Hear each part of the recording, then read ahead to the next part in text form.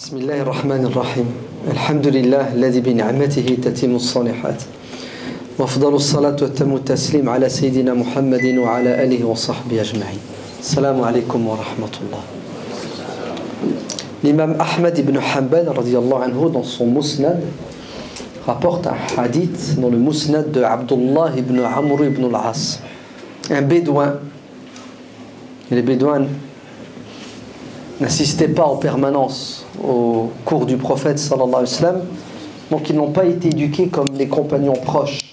Donc un bédouin, le hadith dit Jaf, mal éduqué, qui n'a pas le savoir-vivre, entre dans la mosquée, interpelle le prophète sallallahu alayhi wa sallam et lui dit Ya Muhammad, l'hijr, la hijra, aller quitter le lieu où on habite, où on vit, pour aller ailleurs. Quand, comment, pourquoi, avec qui doit-on? Il lui pose toute une série de questions autour de cette notion d'émigration. C'est ça, Nos parents ont quitté leur pays d'origine, sont venus en France parce que les conditions économiques de l'époque les ont poussés à émigrer. Ils avaient faim. Ils avaient de lourdes responsabilités qu'ils devaient assumer. La France leur a proposé du travail. Alors qu'est-ce qu'ils ont fait? Ils ont fait des milliers de kilomètres, se sont exilés pour pouvoir justement assumer cette responsabilité. C'est une hijra économique. D'ailleurs, c'est ce que faisaient les nomades en Arabie. Ils bougeaient sans arrêt. Ils étaient à la recherche de quoi, à votre avis? À la recherche de l'eau et des pâturages pour leurs animaux. Ils bougeaient. Et les êtres humains ont toujours bougé en fonction de quoi? Des besoins. Si vous avez été dans un endroit, il y a des tremblements de terre, vous allez rester dans cet endroit? Vous allez vous sauver parce que vous ne voulez pas mourir. Donc cet homme, ce bédouin, questionne le prophète sallallahu alayhi wa sallam sur le pourquoi et le comment de l'hijra. Le prophète ne lui répond pas dans un premier temps. C'est l'heure de la prière. Ils font la prière terminée, le prophète dit « Où est-il » Celui qui m'a posé la question tout à l'heure, me voilà prophète, écoute la réponse maintenant. Il lui dit, tant que tu peux faire ta prière, verser la zaka, tu es un muhajir. Même si tu décèdes, bil hadrami, même si tu décèdes à Hadramaut dans le sud du Yémen. Et l'homme s'en alla, il a eu la réponse. C'est-à-dire, ce qui importe pour un musulman, c'est de pouvoir être et rester musulman, quel que soit l'endroit sur terre où il se trouve. C'est pour cela, quand Dieu parle de l'hijra dans le Coran, c'est-à-dire se déraciner, s'exiler, qu'est-ce qu'il dit?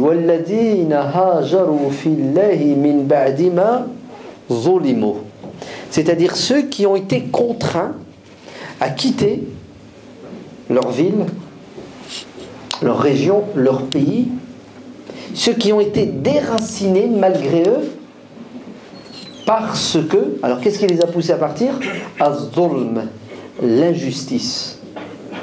C'est-à-dire qu'ils vivaient à la Mecque, les Sahaba, et à un moment donné, la vie n'était plus possible, à cause de la tyrannie, à cause du despotisme.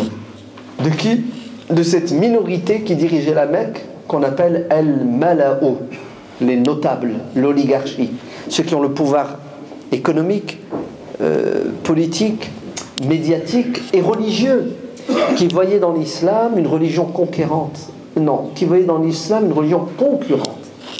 Puisque le prophète et les compagnons étaient faibles, n'avaient pas de force physique, militaire.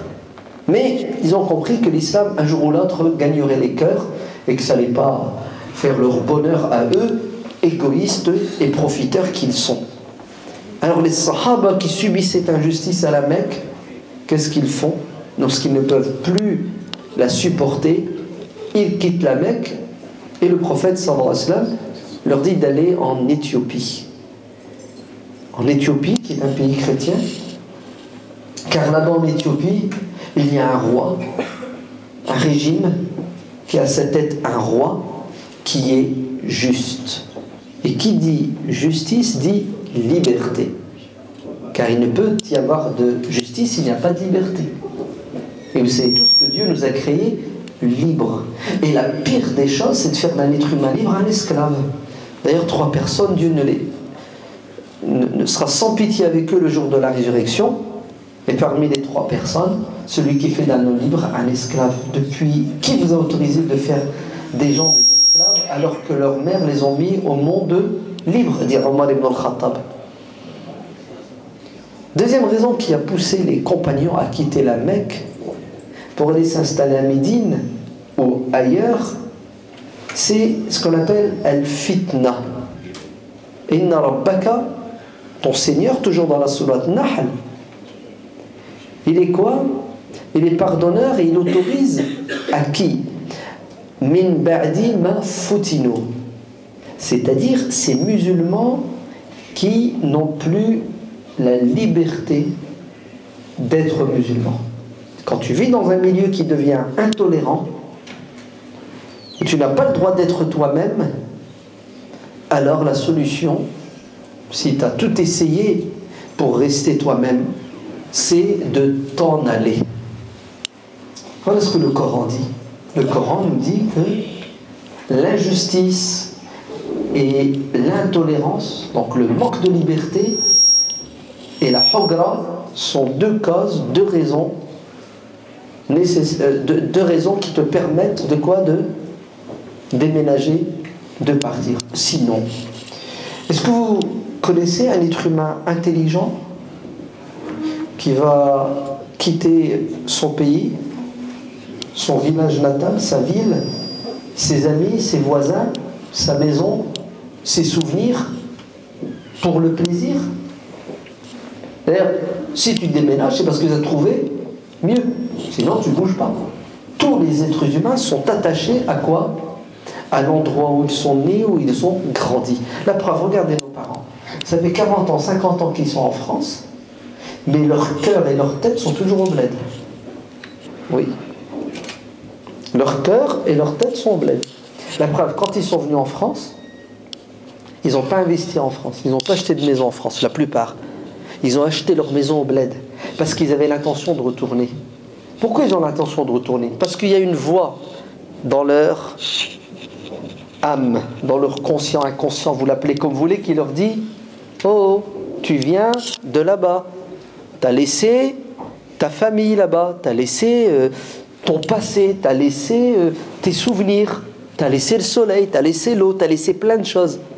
Hein, ça s'appelle la nostalgie. Hein, le retour, d'où on vient. Et d'ailleurs, les Sahaba étaient des gens normaux. Ils ne voulaient pas quitter la Mecque. Ils étaient attachés à la Mecque. Et quand ils ont quitté la Mecque, ils l'ont quitté à contre-cœur. C'était pas avec le sourire, c'était avec les larmes aux yeux. Et le premier qui a pleuré quand il a quitté la Mecque, c'est le prophète, sallallahu alayhi wa sallam. Le prophète avait les larmes aux yeux. Il s'est retourné, il a regardé sa ville natale, c'est ça? Et il a dit: Wallah, si ce n'était le fait que ton peuple, il parle à la Mecque, à sa ville, ne m'ait forcé à partir, parce qu'il voulait l'assassiner, Wallah, je ne partirai pas, je reste.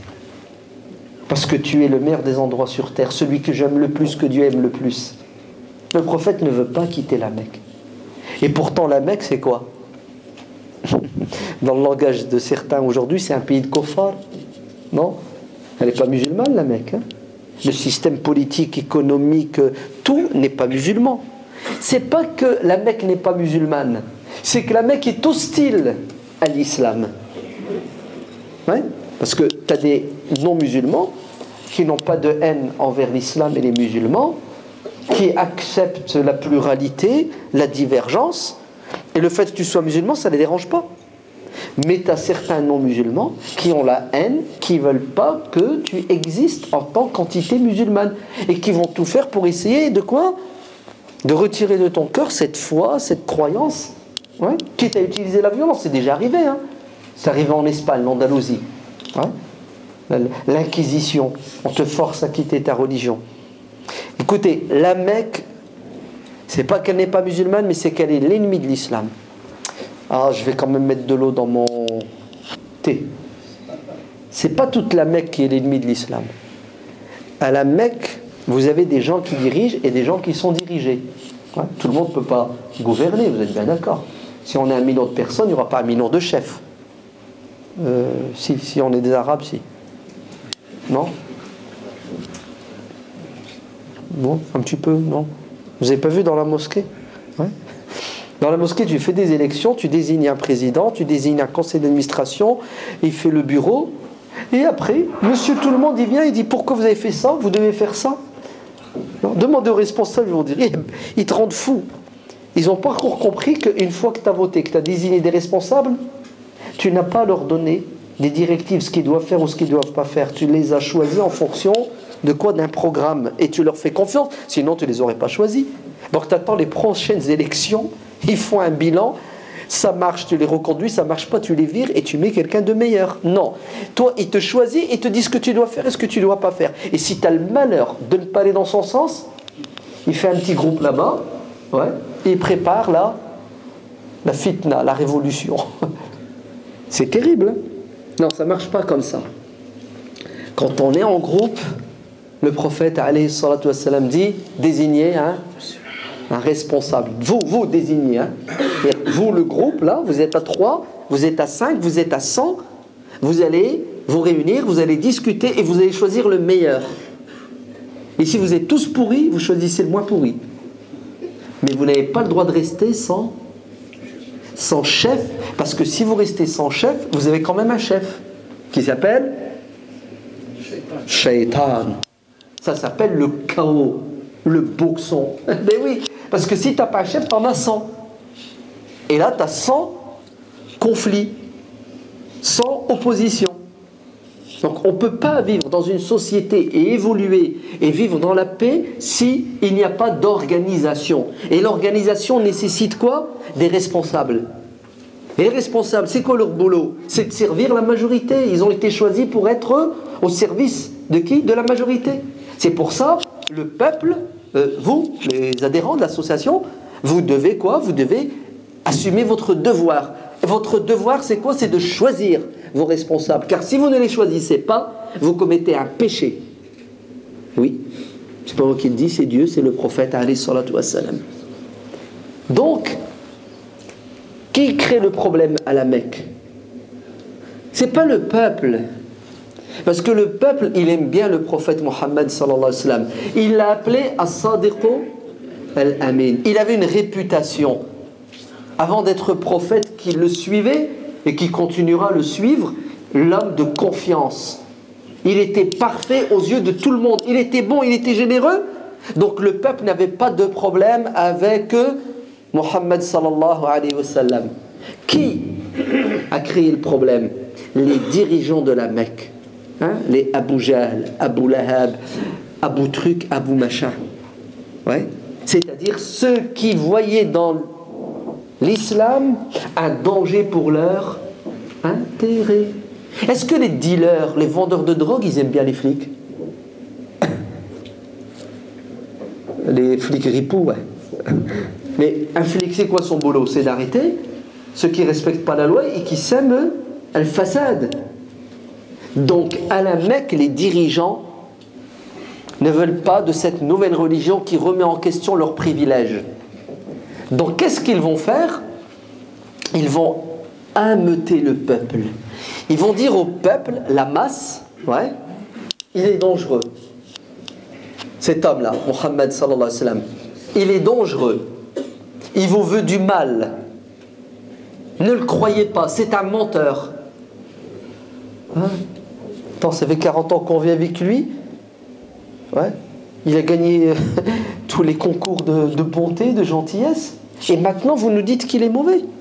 C'est quoi ce baratin? C'est pas possible. Vous n'allez pas nous la faire en envers. Mais le peuple, il est comme ça. Vous savez comment il est, le peuple? Écoutez bien. Le peuple se fait manipuler. Ça commence avec une rumeur. Et si tu as les médias entre les mains, la poésie, hein, les Arabes, à l'époque, c'était les médias. Si tu as les médias entre les mains, tu vas faire d'un diable un ange et d'un ange un diable. Le prophète, sallallahu alayhi wa sallam, qui était un ange, en quelques mois, les médias la télé, les journaux, Internet, le transforment en diable. Sahir, magicien. Kazzab, menteur. Quoi encore? Kahin, devin. Le comble, vous savez c'est quoi? Majnoun, il est fou. Il faut le mettre en psychiatrie. Ne le croyez pas, ne l'écoutez pas. Il est quoi? Vous êtes prêts? C'est un islamiste, intégriste, fondamentaliste, terroriste, djihadiste, salafiste, et la liste est longue. Et tant que je ne t'ai pas mis par terre, je vais te coller des étiquettes jusqu'à ce que les gens aient peur de toi. Et ensuite, ils vont faire le sale boulot, ils vont te lapider. Vous vous souvenez quand il est parti à Taïf? Il est parti à 70 km aux alentours, à l'extérieur de la Mecque, pour dialoguer avec les gens, pour leur dire voilà qui je suis. Et vous êtes libre d'être musulman, de ne pas l'être. Comment ils l'ont accueilli? Ils l'ont accueilli avec des pierres. Pourquoi ils l'ont accueilli avec des pierres? Parce que ceux qui dirigent Taïf, les Abd Yalil ibn Kulal, ne veulent pas que Muhammad alayhi salatu wassalam entre en contact avec le peuple, parce que si jamais il dialogue, il discute avec le peuple va découvrir que ce qu'il dit c'est vrai, c'est beau, c'est juste, c'est utile. Donc il faut créer un mur entre le peuple et le prophète, entre le peuple et la vérité coranique. C'est ça? Comme ça, moi je reste au pouvoir, moi je suis le pharaon, je suis votre Dieu. Je vous veux votre bien, écoutez-moi, suivez-moi. Wa ma urikum illa ma ara. Ben vous savez, le prophète Mohammed sallallahu alayhi wa sallam, malgré tout ça, malgré tout ce qu'il vit à la Mecque, tout ce qu'on va lui faire, est-ce qu'il veut partir? Il ne veut pas partir. C'est Dieu qui lui a dit de partir. La preuve. Il avait déjà envoyé des musulmans en Éthiopie. Une première fois, il a envoyé 19 personnes. Et une deuxième fois, 80 personnes, dont sa fille, avec son gendre, Othman. Parce que il ne pouvait plus vivre. Mais lui, il était protégé par son oncle. Son oncle, c'est pas n'importe qui, hein. C'est un des grands de la Mecque. Le prophète ne veut pas quitter la Mecque. Pourquoi est-ce qu'il ne veut pas quitter la Mecque? Écoutez bien. Il ne veut pas quitter la Mecque parce qu'il aime son pays. Il aime là où il est né. Il aime là où il a grandi. Vous savez qu'est-ce qu'il aime aussi? Il aime ses frères, ses sœurs, ses oncles, ses tantes, ses cousins, ses cousines, ses voisins, ses voisines. Il aime son peuple. C'est naturel, c'est normal. Tout ça fait que le prophète est attaché à cette ville qui lui a déclaré la guerre. Mais le prophète fait la distinction entre ceux qui dirigent, qui ont un plan satanique, et ceux qui sont dirigés, qui sont victimes de la propagande. Démad vient à la Mecque, il se convertit à l'islam. Et vous savez ce qu'il dit au prophète? Je vais rester avec toi à la Mecque. Le prophète lui dit non, non, non, non, surtout pas. Tu rentres, tu retournes et tu vas vivre avec les tiens. Ajib. Un sahabi, alors quelqu'un qui se convertit à l'islam, il demande de rester aux côtés du prophète. Le prophète lui dit non. Attendez, prophète, je suis mieux chez toi, à côté de toi, que chez mon peuple qui ne sont pas musulmans, c'est ça? Qui boivent de l'alcool, qui jouent du violon. Prophète, non, non, non, va-t'en, va-t'en, retourne chez les tiens. Pourquoi? Tu seras beaucoup plus utile là-bas qu'ici. Pourquoi tu es égoïste? Pourquoi tu penses qu'à ton bien et ton intérêt, tu veux rester à mes côtés pour... Oui. Bon, ça se comprend, on aurait tous souhaité ça. Non, le prophète a un objectif. Vous savez lequel? Tu es musulman, va vivre avec ton peuple qui n'est pas musulman pour qu'il te voie. Ah, c'est quoi ça? T'es quoi? T'es musulman? C'est quoi musulman? Il va leur expliquer, et vous savez ce qui va se passer? Automatiquement, il y en a qui vont adhérer à l'islam. Et le prophète, il est venu pourquoi? Pour sauver les gens. Et oui, c'est ce que Dieu lui a dit. Je vais t'envoyer à ton peuple, pas un peuple qui est déjà musulman. Hein. Le travail est déjà fait. Les prophètes sont envoyés à qui? À leur peuple respectif, c'est ça? Et leur peuple, ils sont croyants ou ils ne sont pas croyants? Ils ne sont pas croyants. L'autre a été envoyé à son peuple qui est homosexuel. Dites aujourd'hui à un musulman, je vais t'envoyer dans un pays où il y a que des homos. Que ça va pas, moi je ne vis pas avec les homos. Vrai ou faux? Mais tu n'as rien compris. Au contraire, il faut aller vivre avec eux. Imagine-toi, il y a une ville, il n'y a que des... ouais. Ah non, moi je ne vis pas là-bas. Comment tu ne vis pas là-bas? Mais qui va les sauver? Qui va leur ouvrir les yeux? Qui va toucher leur cœur? Tu quittes, tu abandonnes ton peuple. Tu sais c'est quoi? Non-assistance à peuple en danger. Mais oui, puisqu'il est entre les mains d'Iblis, de Shaitan. Les prophètes sont des lumières. Et une lumière, on en a besoin la journée ou la nuit? La nuit, pour éclairer les ténèbres. Et si la lumière se barre, ben les gens restent dans le noir. Il y en a un qui a jeté l'éponge, qui s'est sauvé. Il dit, j'en ai marre, ils ne veulent pas devenir musulmans, je les abandonne. Il s'est retrouvé dans quoi? Dans les ténèbres. Il s'appelle Yunus alayhi salatu wassalam. Ouais, quand il a abandonné son peuple de Ninive. Ouais, c'est des koffars. Ils veulent pas... ouais, d'air, qui sont pas bons, ils sont pas bien. Il est parti, il s'est retrouvé dans le ventre d'un animal marin pendant 3 jours et 3 nuits. Et vous savez qu'est-ce qu'il a dit 3 jours et 3 nuits? Il a dit, Ya Allah, La ilaha illa anta subhanaka inni kuntu minaz zalimin. Ya Allah, j'ai fait une bêtise. J'ai compris, je reconnais. S'il te plaît, sors-moi d'ici. C'est trop galère là, vivre à l'intérieur. Ya Allah, sors-moi d'ici. Je te promets que je vais retourner et je vais patienter avec les miens et je vais les aider à quoi? À ouvrir leurs yeux. Et Allah l'a fait sortir et il est reparti. Et vous savez ce qui va se passer? Ben, ils vont devenir musulmans. Ils étaient plus de 100 000. C'est beau ou c'est pas beau? Tufayl ibn Amr ad-Dawsi radiyallahu anhu, il se convertit à l'islam. Il reste à la Mecque? Non. Va-t'en, lui dit le prophète. Où ça? Retourne chez ton peuple, les polythéistes. Va leur distribuer ce que je viens de te donner. Je t'ai donné la vérité, je t'ai donné une belle religion. Va les aider à sortir de leur misère intellectuelle et spirituelle. Le musulman est un sauveteur, c'est un pompier, il travaille au SAMU, le SMUR. Vous entendez? Il est là pour pêcher les gens qui pêchent. Tufayl, il s'en va, il appelle sa tribu, son père, sa mère, bref, il leur fait de la da'wa, c'est comme ça qu'on dit, hein, il fait de la pub pour sa religion, il essaie de les convertir à l'islam. Résultat, 0. Il n'y en a pas un qui veut l'écouter, qui veut le suivre. C'est ce qu'il fait. Il repart voir le prophète sallallahu alayhi wa sallam, il lui fait un bilan. Prophète, j'ai essayé, ça ne marche pas. Ouais. Alors je te fais une proposition. Tu vas prier pour qu'Allah les maudisse, les détruise et les envoie tous en enfer. Eh oui. Il n'a pas encore compris le message de l'islam comme il se doit. Ouais. Et là, qu'est-ce que va faire le prophète alayhi salatu wassalam? Il va lever les mains au ciel pour prier. Et il y a quelqu'un qui était présent, c'est ce qu'il a dit. Ils sont foutus les Daous. Le prophète, il va les maudire maintenant, ils sont morts. Ah oui, si le prophète il maudit quelqu'un, il n'est pas clair. Hein, il lève les mains, c'est ce qu'il dit. Allah maghfir li Daousin wa ati bihim. Seigneur, pardonne à la tribu des Daous et ramène-les dans le droit chemin. Au lieu de les maudire, il les a sauvés en les bénissant. C'est beau, c'est pas beau? C'est puissant ou c'est pas puissant? Très bien. Ainsi, écoutez le résumé du premier point.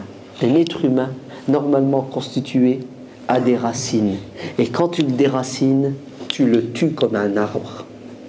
D'ailleurs, si tu veux punir quelqu'un et tuer quelqu'un, tu sais ce que tu fais? Hop, tu le retires de sa famille, tu le mets en prison. N'est-ce pas? Et s'il est en prison, tu veux le tuer une deuxième fois, tu le mets au mitard, tout seul. D'ailleurs, avant en France, ça se faisait comme ça, au 18e, 19e siècle.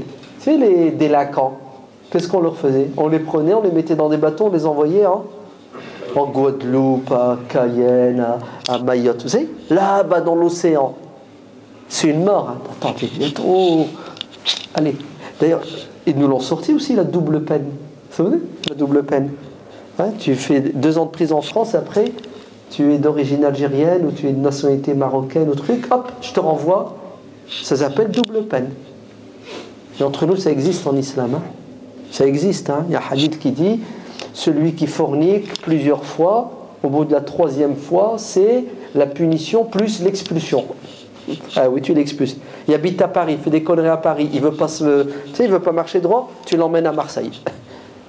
Il va galérer là-bas parce qu'il n'y a plus de copains, il n'y a plus rien, il n'y a plus sa famille.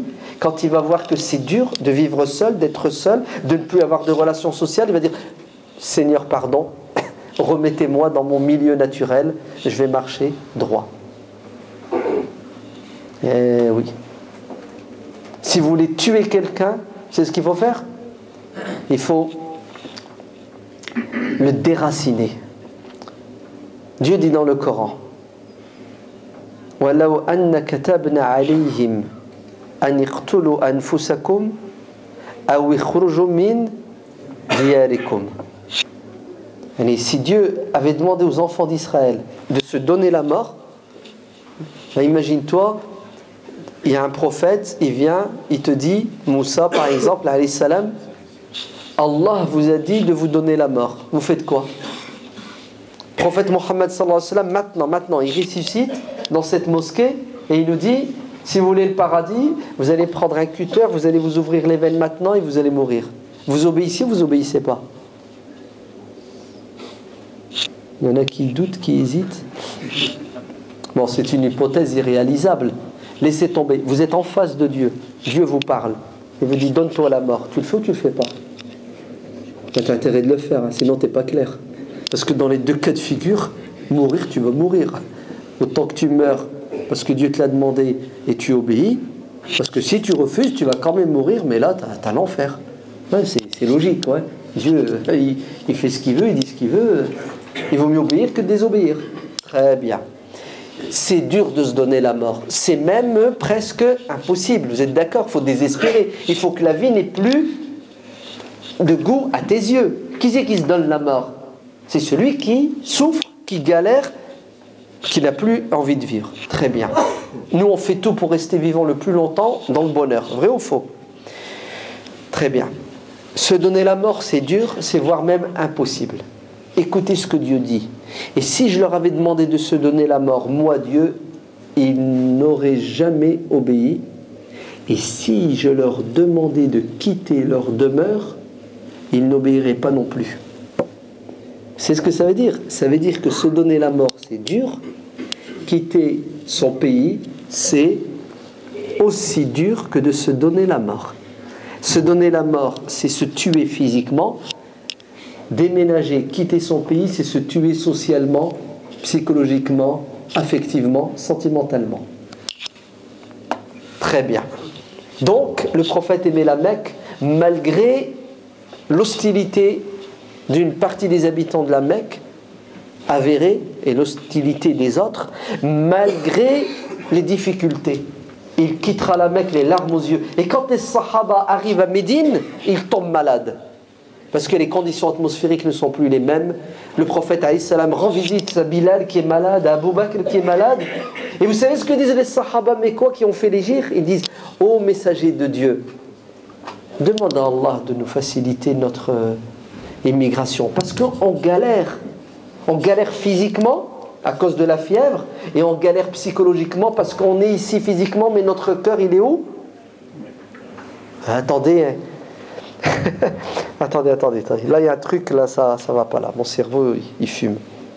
Ils ont fait l'hégire pour Dieu et le prophète. Ils arrivent à Médine. Il y a la religion, il y a l'islam, c'est super, un pays musulman, une cité, mais vous me comprenez. Ouais. En plus, il y a le prophète et les compagnons sont malades. Bon, physiquement, le prophète alayhi salam, il va dire, ya Allah, débarrasse-nous de la fièvre. Fini. C'est réglé. Ouais. La fièvre, il n'y en a plus à la Mecque. Les Mécois, à Médine, les Mécois sont tranquilles. Mais il y a une deuxième maladie qui les fait souffrir, la nostalgie. Vous entendez? Leur cœur est où? À la Mecque. Ajib. Et pourtant, à Médine, ils ont le din. Mais vous rêvez, si vous croyez qu'un être humain n'est fait que de din, que de religion. Vous êtes fous, quoi. On est, dans notre tête, notre manière d'être et de penser, il n'y a pas que le religieux. Il y a la culture, il y a l'éducation, il y a l'histoire, hein, il y a les rêves, il y a plein de dimensions. Le din, il est là pour nous mettre des limites, ce qui est halal et ce qui est haram, et il est là pour développer en nous l'amour de Dieu, du prophète et de tout ce qui est halal, et de tout ce qui est bon et de tout ce qui est utile, et de donner un sens à notre vie. Mais notre vie, c'est plein de domaines. Prophète, s'il te plaît, fais quelque chose parce qu'on souffre. Eh oui, Bilal fait une poésie dans laquelle il dit « Ah, si seulement je pouvais retourner à la Mecque. Ouais. Les montagnes de la Mecque. Hein, les palmiers. Hein. Et là, le prophète alayhi salam va lever les mains, c'est ce qu'il va dire.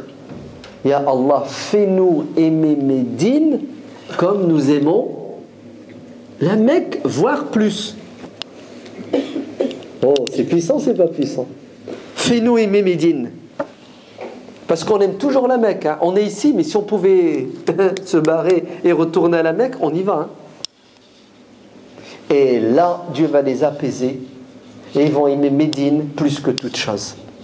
Donc aimer là où on est né, là où on a grandi, c'est normal, c'est naturel, c'est même nécessaire.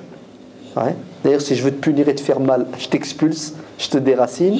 Deuxièmement, il n'y a pas du tout de problème à aimer l'endroit où on est né, on est grandi, quand on est musulman et cet endroit n'est pas à 100% musulmans.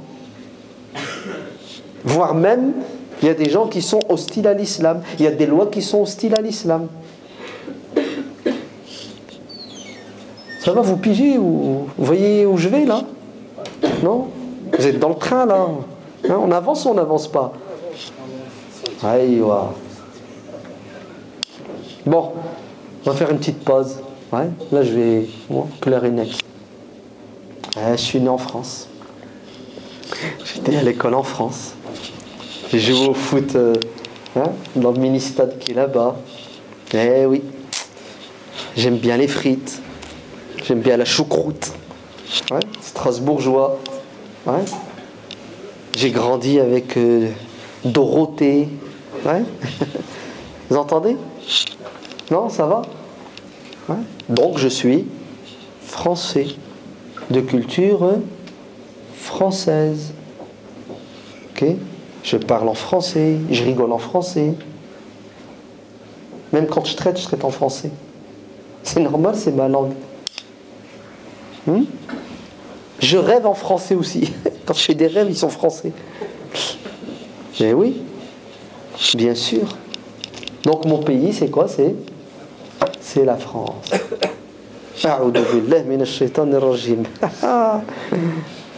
Comment? Ton pays c'est la France? Mais c'est pas un pays musulman. Le mec qui a raté le premier épisode là, tout ce que je viens de raconter, soit c'est pas rentré dans sa tête, ou soit il fume du joint, il n'y a rien qui rentrera. Vous avez vu le blocage? On veut même pas rester naturel. Mais je vais vous dire pourquoi. Parce qu'il y a des gens qui nous ont mis dans la tête que la France est un pays de kofar. La France, elle est anti-islam, elle est islamophobe. Et les grands savants, les grands, hein, qu'il y a des grands, des petits, des moyens. Ouais. Donc les grands savants, et vous savez où ils sont les grands savants, non? Vous savez pas où ils sont? Ouais. Attends, pour être grand, il faut être un arabe déjà. Ok. 20% de la communauté musulmane est arabe, 80% ne sont pas des arabes. Mais pour nous, les seuls savants qui existent et qui sont grands en islam, c'est... Il faut qu'ils soient arabes. Ah ouais, tu lui dis un savant indien qui a dit... Non, non, ils ont dit quoi les arabes? Wallah al-Adim, c'est un truc de ouf. Et je vous défie d'aller en Inde et de dire aux musulmans indiens les grands savants, ouais, les Abou Macha, les Abou Portant, les Abou Truc. Je vais dire, c'est qui ce truc-là? Je ne connais pas, moi. Son savant, c'est El Kuala Lumpuri, El Nadoui. Si. Vous comprenez? Va aux Philippines. Cheikh un tel, tu sais. N'importe quoi. On est à côté de la plaque à tous les niveaux. Ouais. Un savant est un savant, n'est-ce pas? Et chaque savant est savant là où il est, avec son peuple. Dieu n'envoie des prophètes que après les avoir choisis, où ça? Eh oui, c'est normal. Il n'y a qu'un prophète qui est universel, c'est le prophète Mohammed alayhi salam. Mais comme il avait une mission d'abord avec son peuple, il a été choisi parmi son peuple, ce qui est normal. Tu t'imagines, Dieu il envoie un prophète arabophone à des Chinois. Ben pour les Chinois, ils parlent chinois, le prophète. Ils vont rien comprendre. C'est logique. Ouais. Donc, le grand savant, vous savez, c'est qui? Ben, c'est le savant qui est ici en France, qui parle français, qui comprend le français, qui connaît la culture française, qui vit en France, qui connaît la psychologie des musulmans français, qui connaît la sociologie, qui connaît la politique, qui connaît les arts. Comme ça, quand il parle et quand il écoute les gens, il est en phase. Là, les grands savants ont dit, donc l'Arabie, que c'est haram de vivre en France, c'est haram d'être français, parce que c'est un pays de koffar et c'est des koffars. Al-wala wal-bara. Et voilà, il est sorti le mot. Wala bara. Vous connaissez pas? Bon, si je fais un truc, ils vous mettent dans le gaz avec le wala wal-bara. Alors que c'est tout bête, c'est tout simple. Ouais. Le musulman doit être du côté de la justice, contre l'injustice. Ouais. Et tout ce qui est contraire et opposé à l'islam, je ne l'accepte pas, je le refuse. Et tout ce qui est en harmonie, en phase avec l'islam, je l'accepte, même si ça vient de quelqu'un qui n'est pas musulman. Je ne suis pas raciste, moi, je n'ai pas de parti pris. Vous vous souvenez du prophète qui a dit en Éthiopie, parce qu'il y a quoi? Un roi juste. Allez en France, il y a de la justice, restez pas en Égypte. Il y a un pharaon qui s'appelle Sissi. Vrai ou faux?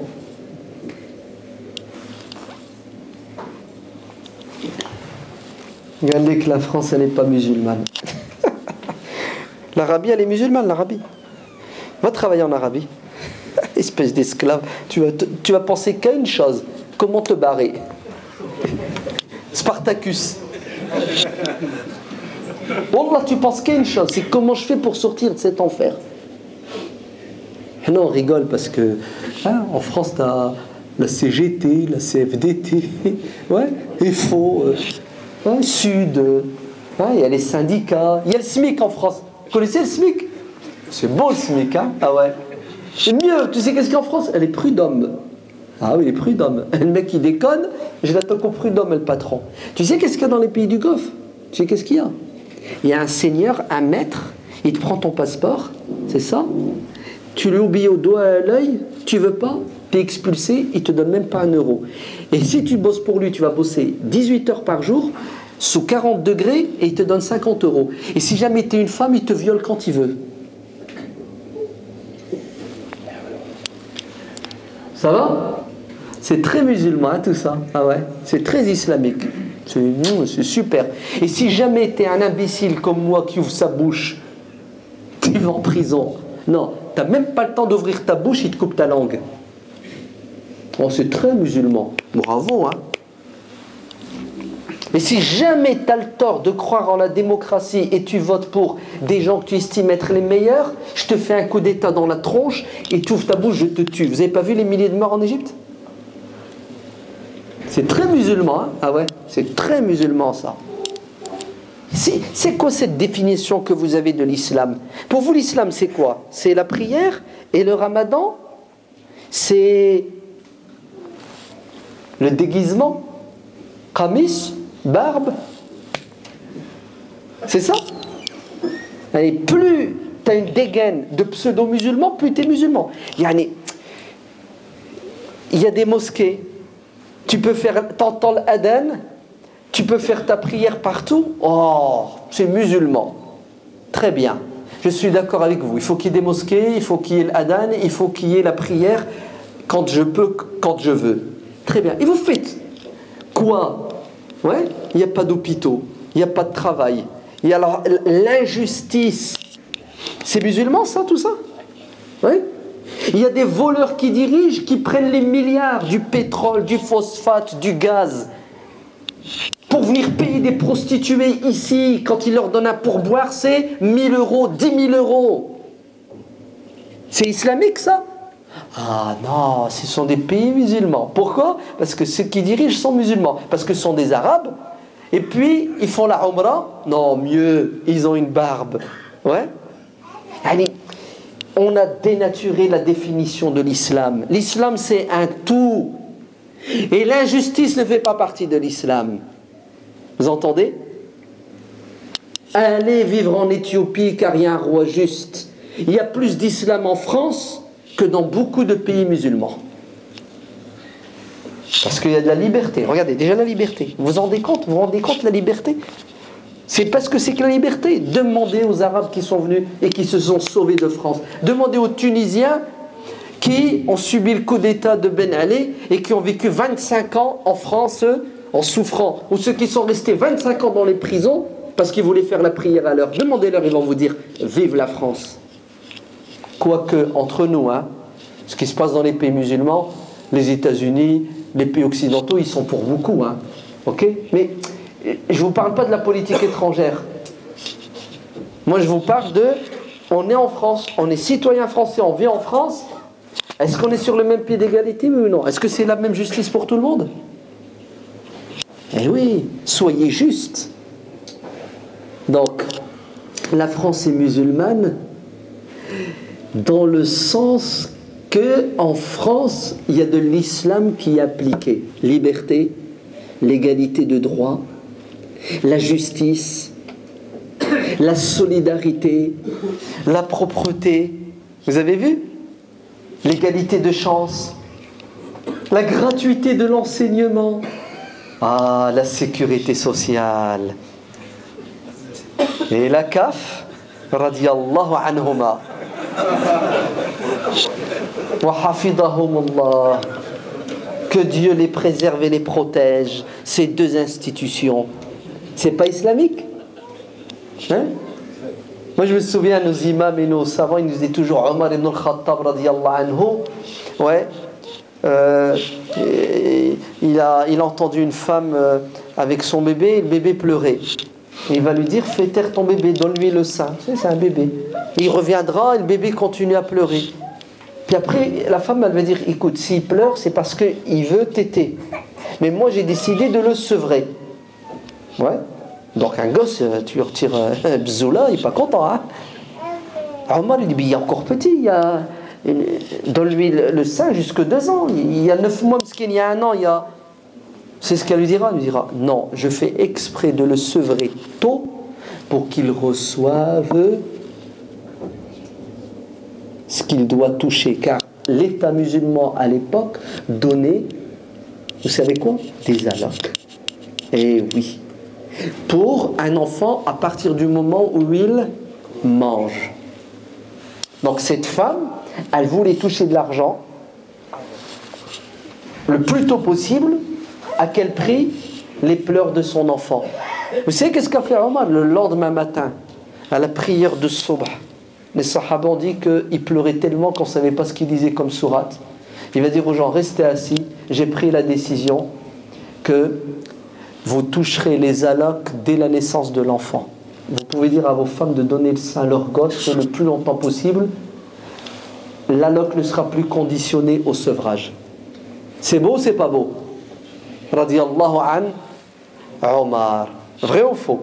Que Dieu le récompense. Eh bien, la France a fait mieux que Omar.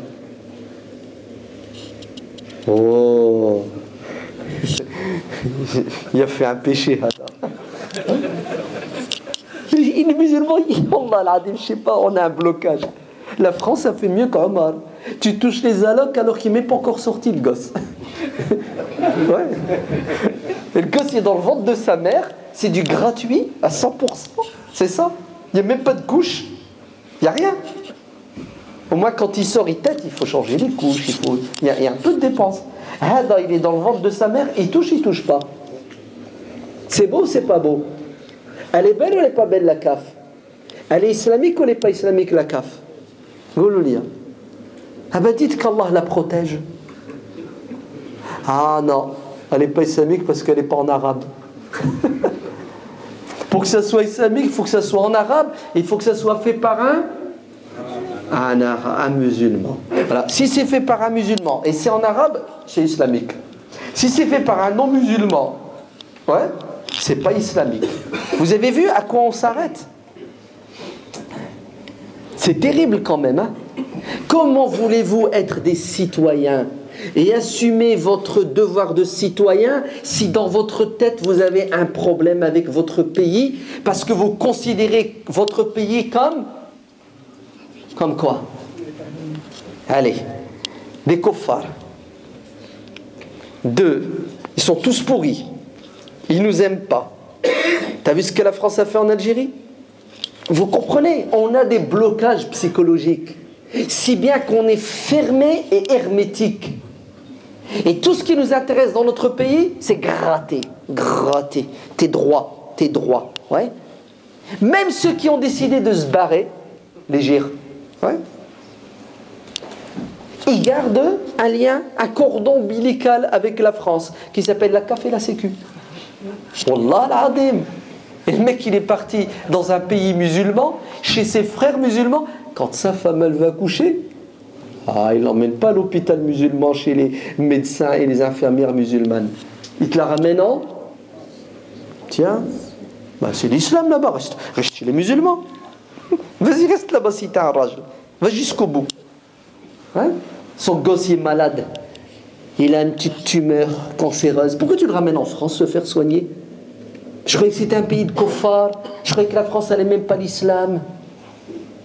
Vous avez vu comment on est? On est ingrat, on n'est pas reconnaissant. On nous a mis la haine de la France dans la tête. Et la haine des Français qui ne sont pas musulmans dans la tête. Et c'est pas ça l'islam. Le prophète aimait la Mecque. Et il aimait ses frères et ses sœurs non musulmans. Oh là là là. Quoi? Aimer un non-musulman? A'udhu billah. El-wala wal-bara. C'est terrible. On confond tout, on mélange tout. Pourtant, c'est tout simple si on lit le Coran avec intelligence. Mais si on écoute des grands savants, ouais, des moyens et des petits, ils nous mettent parfois des idées dans la tête qui sont contraires aux évidences du Coran.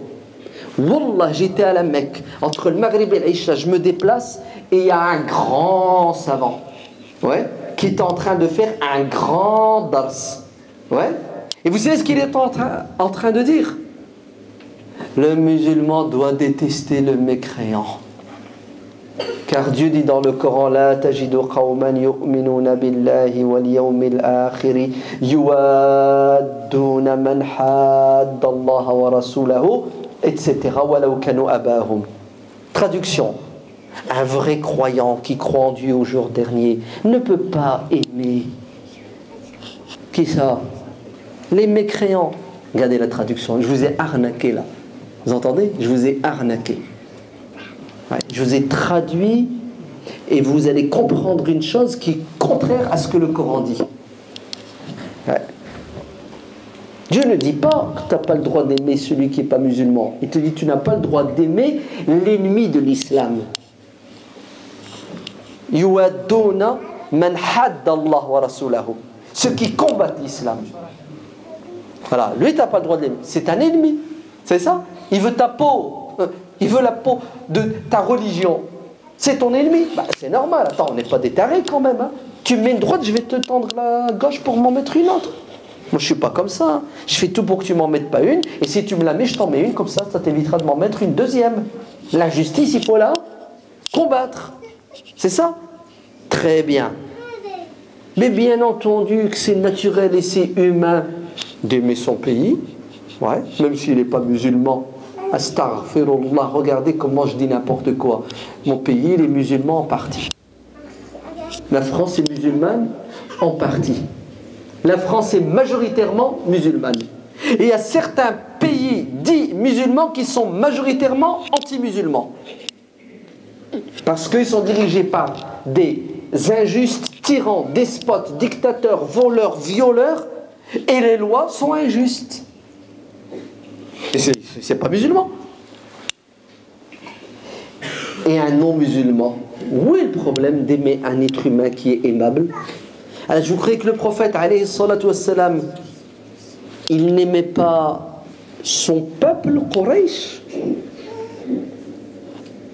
Les Sahaba sont venus, ils leur ont dit, Ya Rasulallah, tu peux faire des du'a contre Quraysh? Les Quraysh lui ont fait voir toutes les misères. Vous savez ce qu'il a fait? Allah maghfir li qawmi fa innahum la ya'lamun. Ya Allah, pardonne-leur les pauvres. Ils ne savent pas, ils sont manipulés. Est-ce que le prophète avait de la haine envers son peuple? Est-ce qu'il avait de la haine? Malgré tout ce qu'ils ont dit de mal sur lui, ce qu'ils lui ont fait, il n'avait pas de la haine. Au contraire, il leur souhaitait et leur voulait le bien. Et il s'est sacrifié pour eux. Mieux, il les aimait. Vous voulez la preuve qu'il les aimait? Regardez. Dieu dit dans le Coran, Innaka la tahdi man ahbabt. Le prophète, il aimait son oncle, Abu Talib. Abu Talib aimait son neveu, le prophète, alayhi salatu wassalam. Et Abu Talib s'est sacrifié pour son neveu. Il s'est battu pour son neveu. Il s'est même retrouvé pris au piège dans l'embargo que les Quraysh, les ennemis, ont érigé contre les musulmans. C'est-à-dire quand les musulmans étaient isolés à la Mecque, des non-musulmans étaient eux aussi isolés parce qu'ils étaient solidaires avec leurs frères musulmans, parce qu'ils sont de la même famille, du même clan. Et Abu Talib va encaisser tout ça pendant 3 ans. Abu Talib a tout fait pour son oncle. Mais vous savez, à la fin, quand son oncle est en train d'agoniser, le prophète s'approche de lui et lui dit, mon oncle, s'il te plaît, dis juste la ilaha illallah Muhammad Rasulullah et je te promets que le passé sera effacé et tu iras au paradis.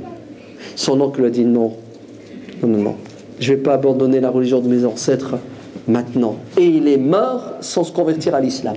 Vous entendez, hein? Le prophète, il est content ou il n'est pas content? Il est triste, il en pleure. Parce qu'il sait ce qui va arriver à son oncle. فَلَعَلَّكَ بَاخِعٌ نَفْسَكَ عَلَى آثَارِهِمْ إِنْ لَمْ يُؤْمِنُوا بِهَذَا الْحَدِيثِ. Comment? Vous savez ce que ça veut dire? Ça veut dire tu te consumes de chagrin. Le prophète pleurait des nuits entières parce que son peuple était en train de virer vers l'enfer. Pourquoi il pleure? Pourquoi il ne dit pas crevez tous, bande de mécréants, allez en enfer? Parce qu'il est وَمَا أَرْسَلْنَكَ إِلَّا رَحْمَةً لِلْعَالَمِينَ. Il est une miséricorde et un amour pour tout le monde. Il veut sauver les gens. Il donne. Tu viens, tu lui demandes ce que tu veux, il te le donne tellement il aime et il veut sauver les gens. Je fais quoi avec mon oncle qui m'a fait du bien toute sa vie, qui m'a défendu? Vous avez vu qu'il y a de bons non-musulmans. Non? Vous avez compris ce que je viens de dire? Il y a des non-musulmans qui sont comment? Super. Au niveau comportement, meilleurs que des musulmans. Des pays aussi. Ouais. Sarko, il est meilleur que Moubarak. Bien sûr. Parce que Sarko, dimanche à 20h, quand sa photo ne s'est pas affichée, il a fait quoi? Il a fait un coup d'état. Il a dit j'ai perdu, je m'en vais au Maroc. Vrai ou faux? J'ai un Riyad qui m'attend là-bas. Ouais. Allah alam, peut-être qu'il y a autre chose aussi qui l'attend. Ouais. Hein, les pays musulmans, ils attirent des touristes. Hein? Surtout le Maroc. Qui a dit ça? Toi? C'est lui qui l'a dit. Hein? C'est pas toi, c'est lui. Hein, ouais. Fais gaffe, il y a des balances. Hein. Fais attention. Moi, j'ai rien dit, moi. Alors, il a fait un coup d'état. Il a accepté ça. Il est rentré chez lui. Bon, il va peut-être revenir. Hein. C'est une bonne guerre. Va dans un pays musulman, un pays dit musulman, changer celui qui dirige. Wallah, il brûle tout le pays. Vous avez vu la Syrie? Il te tue tout le monde. Il crame tout le monde. Vrai ou faux? Peut-être que il est musulman, il est bon. Wallah al-Adim, je préfère être dirigé par un non-musulman juste que par un pseudo-musulman qui prie. Qu'est-ce que j'en ai ciré de sa prière? Sa prière, c'est entre lui et Dieu. Tu me diriges dans la justice. Oui ou non? C'est pas de moi, hein, vous savez ça. C'est de qui? C'est de qui? Ouais, bon, la formule, l'imam Ibn Taymiyyah, Taqiyuddin Ahmad Ibn Taymiyyah, radiyallahu anhu, c'est ce qu'il a dit. Dieu soutient, vous entendez? Dieu soutient un gouvernement mécréant quand il est juste. Et Dieu est contre et condamne un gouvernement musulman quand il est injuste. Dieu tient avec la France ou avec l'Égypte? Goulouliya maintenant. Vous savez, quand il s'agit de rapporter ça à notre réalité, ah non, attends, Allah, il n'est pas avec la France, c'est les kuffars. L'Égypte sont des musulmans. Alors vous dites quoi maintenant? Ibn Taymiyyah, il l'a dit. Allah, il est du côté de la justice. On a tout confondu chez nous. Parce qu'il y a une dégaine de musulmans. Ah, il a fait l'Umrah. Il a fait l'Umrah avec ton argent. Bah, déjà, c'est un voleur. Il y a 70 milliards dans les caisses en Angleterre, en Suisse, et le peuple crève de... Ah, si c'était que la faim, ya ibadallah, tu crèves de faim, ça va. Les musulmans se prostituent pour vivre. Tu dis, la France, c'est un pays de kuffar. La France, t'as rien à manger, t'as le RSA. La France, t'as rien à manger, t'as la CAF. La France, t'as rien à manger, t'as Coluche. Donc ça là, c'est le paradis, celui-là. Je dis pas que la France c'est le paradis, j'ai pas dit ça. J'ai dit qu'en France il y a des choses qui vont bien, il y a des choses qui sont superbes et il y a des choses qui vont pas. Bon, attends, il faut être juste. Ouais. L'enfer, tu sais où il est? En Égypte, en Syrie, dans les pays musulmans. Là-bas c'est l'enfer. Rachwa, pire que Rachwa, Amir. Rachwa encore. Attends, j'ai oublié. Là, je me suis. Oh, le fil. J'étais où? Non. Oh, punaise. Non, bien avant. La justice. Non, c'est bon, j'ai trouvé. Oui, le prophète sallallahu alayhi wa sallam aimait son oncle. Son oncle était musulman? Il n'était pas. Et vous savez ce qu'il a dit quand son oncle est mort? Il a dit, je te lâche pas les baskets. Je vais faire des doigts pour qu'Allah te pardonne et te mette au paradis. Alors qu'il est mort, non musulman. Et là, Dieu va intervenir. Et c'est ce qu'il va dire à son prophète. Ma kana lin-nabiyyi wal-ladina amanu ma'ahu an yastaghfiru.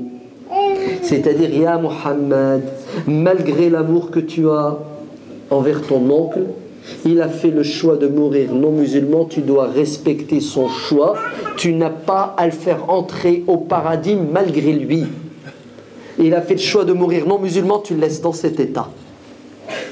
L'amour du prophète envers son oncle, il était tellement fort que même après la mort, je vais essayer de le convertir. Non. Tu te trompes. وما أنت عليهم بمسيطر أفأنت تكره الناس حتى يكونوا مؤمنين. Tu n'as aucun pouvoir sur leur cœur. Vas-tu forcer les gens à devenir croyants? وما على الرسول إلا البلاغ.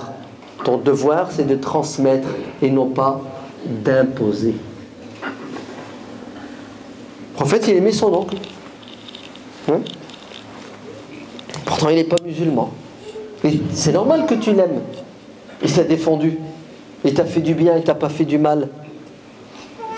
Tiens, tu as des parents, tu t'es converti à l'islam. Ouais, tu t'es converti à l'islam, tes parents sont pas musulmans. Depuis que tu t'es converti, tu les détestes. Mais c'est grave ça. Et le mec qui est devenu musulman, Ashhadu an la ilaha illallah, Ashhadu anna Muhammad Rasulullah, regardez, il appuie sur un bouton parce que le grand cheikh que j'ai écouté à la Mecque, tu dois détester les kuffars, fussent-ils tes parents, tes frères, tes sœurs. C'est comme ça qu'il a dit. Hein. Et Wallah, je disais, Ya Rab, qu'il n'y ait pas une caméra de France 2, de BFM TV. Parce que s'ils enregistrent ça, c'est un scoop. Vous avez vu la haine qu'il enseigne? Parce que le mec n'arrive pas à faire la différence dans sa tête entre un musulman, un non-musulman juste qui est pour la liberté, pour les droits de l'homme, et un ennemi de l'islam. Le terme kafir, quand il est utilisé dans le Coran, signifie deux choses. Kafir veut dire dans le Coran celui qui n'est pas musulman, et il veut dire dans le Coran celui qui n'est pas musulman et qui est l'ennemi de l'islam. Ce ne sont pas les mêmes. Ainsi, vous avez des non-musulmans qui ne sont pas contre l'islam. Nous devons nous comporter avec eux comme le Coran a dit. La yanhakumullahu 'anil ladina lam yuqatilukum fid din wa lam yukhrijukum min diyarikum an tabarruhum wa tuqsitu ilayhim. Wallahu yuhibbul muqsitin. Ceux qui parmi les non-musulmans ne vous expulsent pas de vos demeures, injustice, et ne laissez pas de vous forcer à quitter votre religion, vous devez être comment avec eux? Juste et quoi? Bon. Parce que Dieu aime les justes. Innama yanhakumullah. Regardez, la deuxième catégorie. Par contre, ceux qui vous combattent, ceux qui sont injustes envers vous, eux, combattez-les. Combattez ceux qui vous combattent et ne soyez pas injustes en commençant le premier, et ne soyez pas injustes en les combattant de manière injuste. C'est-à-dire, même quand tu combats, tu dois être juste avec ton ennemi.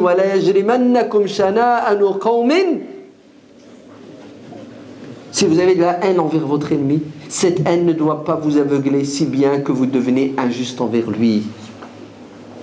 Et l'objectif de Dieu, est-ce que c'est de répandre la haine sur terre et la guerre, ou l'amour et la paix? Gololia, qu'est-ce que Dieu veut? Qu'entre les êtres humains sur terre, il y ait de la paix et de l'amour, de la miséricorde, ou la haine? Lisez le Coran. عسى الله أن يجعل بينكم وبين الذين عاديتم منهم quoi مودة والله غفور رحيم. Regardez, le Coran est puissant. Dieu veut quoi? Qu'il y ait entre vous et vos ennemis, à la place de la haine, il veut qu'il y ait quoi? Mawadda. C'est quoi mawadda? Alors, regardez, les Arabes, ils répondent, c'est l'amour. Waouh, c'est beau. Mes parents ne sont pas musulmans, je les aime. Je leur obéis tant qu'ils ne me demandent pas de désobéir à Dieu. Je les sers, je me sacrifie pour eux. Logique ou pas logique? Et tu me demandes de ne pas aimer mes parents parce qu'ils ne sont pas musulmans. Je suis schizophrène, moi, je suis taré, moi. Ouais, mon cœur déteste mon père. Je ne suis pas d'accord avec mon père qui viole. Je ne suis pas d'accord avec mon père qui commet. Et que veux-tu? Il n'est pas musulman. Hein. D'ailleurs, pour lui, l'alcool, c'est haram ou halal? Non, il n'est pas musulman, mon père. Ah oui, attends, il n'est pas musulman. Il ne va pas appliquer l'islam quand même. Il n'est pas musulman. Quand un non-musulman boit un verre d'alcool, vous lui dites, c'est haram? Vous lui dites? Ah non, mais là tu déconnes. Ah ouais. Tu dois pas lui dire ne bois pas de l'alcool parce que c'est haram. Non, c'est pas haram pour lui. Non, pour un non-musulman, boire de l'alcool c'est pas haram. C'est haram pour toi, musulman. Mais lui, s'il arrête de boire de l'alcool, Allah ne le récompense pas. Mais bien sûr, il doit d'abord dire la shahada et après il pratique le reste. Mais s'il fait le ramadan, il n'y a pas dit la shahada, zéro. Hein. Arrêtez de rêver, l'islam c'est pour nous. Hein. Celui qui n'est pas musulman, il fait ce qu'il veut de sa vie. Et ça ne me choque pas, et ça ne m'empêche pas de dormir. Et il a le droit, et c'est Dieu qui veut. Oui, c'est Dieu qui veut. Vous savez pourquoi c'est Dieu qui veut? Parce que Dieu dit dans le Coran, وَلَوْ شَاءَ رَبُّكَ لَآمَنَ Waouh, le verset est puissant. Si Dieu l'avait voulu, tout le monde serait musulman. Donc s'il y a des gens qui ne sont pas musulmans, c'est parce que Dieu... Il a voulu quoi, Dieu? Il a voulu créer les êtres humains libres. Les êtres humains ont accepté d'être libres, donc ils assument leur choix. Mais après, il faut qu'ils paient la facture. Hein. Ok? Mais qui a le pouvoir d'imposer? Dieu. Est-ce qu'il impose? Il n'impose pas. Ma femme, elle n'est pas musulmane. J'ai le droit ou j'ai pas le droit? Elle est chrétienne. Je l'aime ou je l'aime pas? Il faut pas aimer. T'as pas le droit d'aimer quelqu'un qui n'est pas musulman. El-wala wal-bara, il t'impose de détester les kuffars. Pourquoi? Parce qu'ils te sortent le verset du Coran qui dit Ya ayyuhalladhina amanu la tattakhidou aduwi wa aduwakum awliya'a tulquna ilayhim bin mawadda. Ils mélangent tout. Vous ne devez pas les aimer. Mais qui tu dois pas aimer? Ceux qui te combattent, les ennemis de la religion. Bien sûr que je les aime pas. Ils m'aiment pas. Je les aime pas. Mais ma femme chrétienne, mais heureusement que je l'aime. Sinon je divorce tout de suite. Qu'est-ce que je fais avec? Donc écoutez bien. Vous ne pourrez jamais être des citoyens épanouis si vous ne comprenez pas ceci. Allah nous a créés différents et il a créé la terre pour qu'on vive sur terre dans la justice, dans le bonheur, dans le bien-être, dans le respect, dans l'acceptation, la tolérance. On est d'accord? 2. Là où tu vis, tu dois tout faire pour obéir à Dieu au maximum. Et si tu as des obstacles, tu essaies de lever les obstacles. Et si tu n'y arrives pas, La yukallifu Allahu nafsan illa wus'aha. Dieu ne t'impose que ce que tu peux faire. Fattaqullaha mastata'tum. Faites le maximum que vous pouvez pour obéir à Dieu. Alors, vous croyez que dans les pays musulmans, les musulmans pratiquent l'islam à 100%? La plupart des pays musulmans sont laïcs. Hein, si seulement ils étaient laïcs comme la France. C'est de la laïcité, laïcard entre les mains de dictateurs. Là, je ne me souvenais pas, il y a encore quelques années en Tunisie? Non? En Turquie. En Turquie, là, il y a encore 3 mois, une musulmane ne pouvait pas entrer dans le parlement turc si elle a un foulard sur la tête. Il y a encore 3 mois. Et là, alhamdoulilah, Rajab Tayyip Erdogan l'a capé en Turquie. Ils ont viré la loi, ils l'ont mise à la poubelle. Maintenant, les musulmanes élus par le peuple sont entrés dans le parlement turc avec leur foulard, comme les autres entrent sans foulard. Wallah, il s'est retourné dans sa tombe, l'autre. Il est devenu fou. Vous voyez qui? Atatürk. Donc je pratique. La France me garantit le droit d'être musulman et de pratiquer ma religion. Ouais, mais attends. Il y a quand même des choses qui sont contraires à l'islam en France, bien sûr. Comme dans les pays musulmans, des choses qui sont contraires. C'est quoi la solution? S'il y a des choses qui te déplaisent, t'as qu'à les changer. C'est tout bête, c'est tout simple. Non? La France, elle évolue, elle évolue pas. On ne fait pas des lois nouvelles et on enterre des lois. Mais ils font quoi nos députés là, à l'Assemblée nationale? Vous croyez qu'ils chament?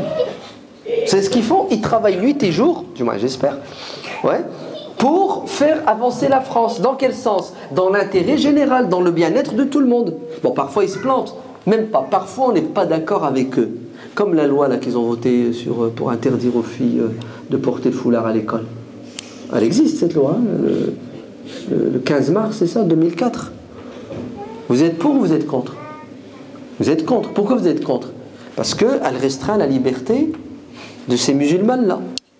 Normalement, la liberté, ouais. Celle qui veut se mettre nue, elle est libre en France. Non, ça dépend. Bref, celle qui veut se couvrir devrait être... Ah, là il y a une injustice. Là il y a 2 poids, 2 mesures. On fait quoi quand il y a une injustice? On combat l'injustice. On la combat comment? Comment on la combat l'injustice? Man ra'a minkum munkaran falyughayyirhu. Si vous êtes témoin d'une injustice, vous devez agir. Vous pouvez agir physiquement, vous n'agissez pas. Et ça, c'est du domaine de ceux qui ont le pouvoir et qui ont l'autorité. Sinon, vous la dénoncez. Ouais. Vous écrivez, vous envoyez des mails, ouais. Vous faites des meetings, vous prenez rendez-vous avec vos députés et vous leur parlez, vous leur expliquez que cette loi, elle est injuste, elle est contraire au principe de la République.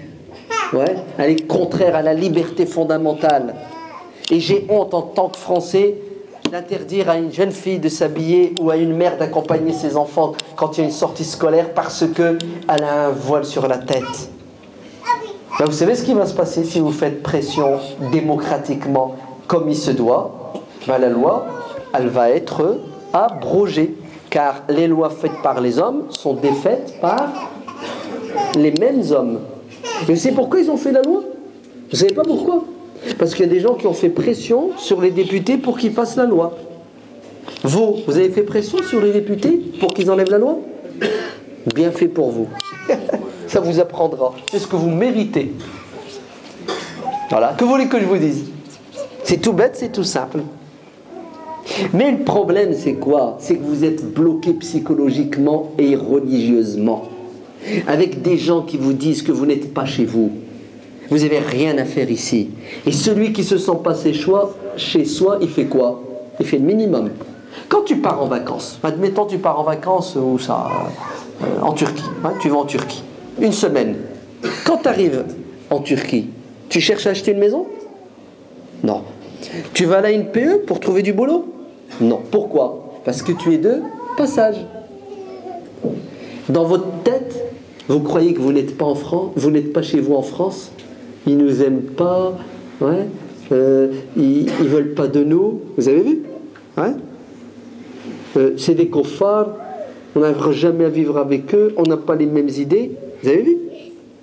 Tu as vu ce qu'ils font en Afghanistan? Tu as vu le ministre ce qu'il a dit? Regardez tous les blocages. Résultat, vous croyez comme des nomades. Vous ne cherchez pas à vous enraciner. Sauf au niveau matériel. Si tu peux gagner du fric, vas-y. Mais au niveau intellectuel, au niveau politique. Oh non, non, non, non, non, je ne suis pas chez moi. Ouais, je ne suis pas chez moi. Non. Regardez ce que disent certains. Je vais retourner. Mais tu es venu de nulle part. Oui, tu vas retourner d'où? Ton père, oui, ouais, il peut retourner. Et tu remarqueras, il ne retourne pas. Hein. Et c'est normal. Il a sa femme et ses enfants ici, Mskin, et ses petits-enfants. Il est attaché.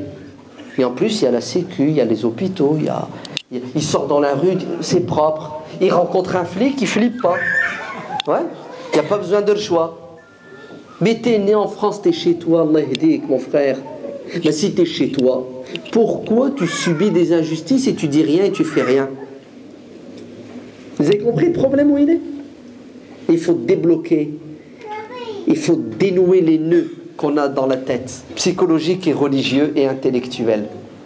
Bon, j'espère qu'ils sont dénoués. Il y en a encore quelques-uns, non?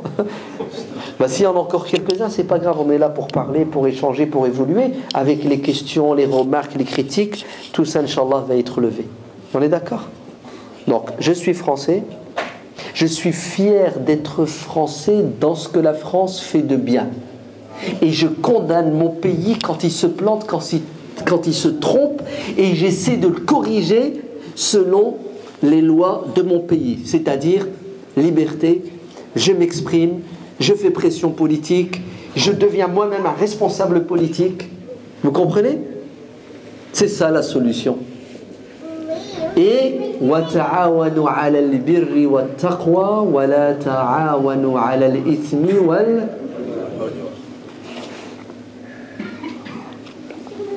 C'est ce que ça veut dire?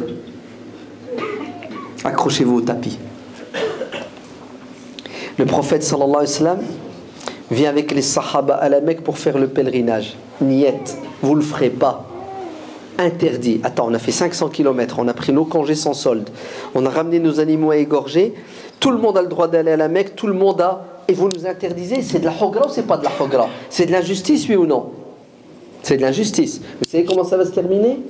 Ça va se terminer avec un pacte, ce qu'on appelle le pacte de l'Hudaybiyah. J'entre pas dedans, c'est trop long.